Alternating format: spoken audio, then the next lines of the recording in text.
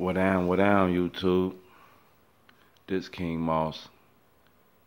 You know what I'm saying? This video about LeBron. See final losses stacking up and everything. See about his legacy. Did the sweep fucked up his legacy? I'm gonna let them go ahead and talk about it, then I'm gonna chime in. Know his record, 3-6 in the finals. Keep in mind, this is the second time he's been swept. The Spurs swept him in 2007. So Max, what does getting swept mean for? Man, 2 sweeps. Man, shit. I don't know. Michael Jordan never got swept in the finals before, ever. He never lost in the finals. So that debate should be close anyway. People fail to realize that LeBron got to pass Kobe. But anyway. LeBron's legacy. I don't know that it hurts his legacy. I disagree with Stephen A. about this, if that's where you're going, Stephen A. He's lying. That's a fucking lie. How it does not affect anything. That's another loss, and it's a sweep by the same person.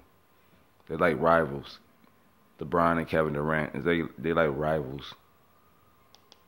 With your last comment, I don't know that it hurts his legacy. I think what it points out, it's one thing to get swept when you have a team that can compete. When you have a squad that has no business in the finals, let alone competing with another squad who is considered among the greatest ever assembled, then, look, I think if anything, the fact that you even got to the finals is to your benefit in terms of your legacy. And I've mentioned this before, Magic Johnson swept in the finals. Magic Johnson is obviously the greatest point guard who ever lived and one of the very greatest players of all time. Shaquille O'Neal swept in the finals. By the way, Magic's team was hurt and Shaq's team was young, but they both had a crew. They both had a crew capable of competing at least. And Shaq was swept by Hakeem Olajuwon, yet Penny Hardaway, and Horace Grant, and others. Swept. Shaq, obviously, one of the greatest centers of all time. In fact, when he says the most unstoppable force and everything, a lot of people agree with him. Shaq was an all-time great, indisputably. And the fact that he was swept doesn't seem to be held against him, nor does it seem to be held against Magic. By the way, Shaq was very nearly swept again when he had Kobe Bryant against the Detroit Pistons in 2004. It was a gentleman's sweep. Kobe hit it. But they won one. It's about getting swept. They won one. The shot that forced overtime at home, the only game the Lakers won. Now, does that make a big difference to me? Does it really mean a lot to me that Kobe was able to win the one game? No, to tell you the truth. Like, I love the fact that Iverson was able to do it. He gets extra credit for...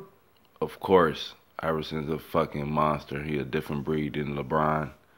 You know what I'm saying? LeBron come up with excuses. He probably had referees behind his back. You know what I'm saying? But he still couldn't get not one game. Even you can make a case that J.R. Smith fucked it up on the first game 1, but still, it was halftime 0-0. He couldn't get it done. Beating the Lakers that year, when he really had no business beating them even one game, one of the all-time great postseason teams of all time. The only game they lost all playoffs was to Iverson. Amazing for Iverson. He gets extra credit. But it's not like I would have taken credit away and been like, damn, AI, you couldn't get even one against the Lakers. I recognize he was totally outgunned. But it's different between Iverson. Nobody, or Iverson himself never put him on the same stage as Michael Jordan. We talking about LeBron. That's why I make it look ugly, because he's supposed to be surpassing Michael Jordan or at the same level as Michael Jordan, but he couldn't get one game. And Iverson got one game, and he had nobody, and he was a little nigga.